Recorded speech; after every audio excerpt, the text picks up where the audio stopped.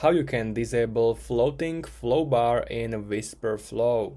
So what is the floating flow bar? So if you navigate to the bottom of your screen right here, here is the floating flow bar. If you want to disable it, you can do it using these steps. This might be annoying because if you want to click here something in your screen, so this will pop up and you can't actually click what you want behind this floating flow bar. So navigate to your Wispr Flow account, and once you are here on the left, we want to open settings.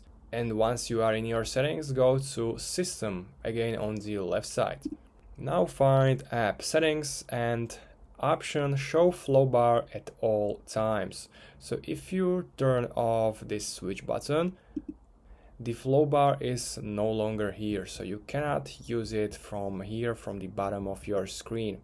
If I enable it, it's again here. So this flow bar is everywhere where you go. So if I, for example, go to Safari, it's also here and in every window you are using. So it might be annoying, as I said, you might want to disable it.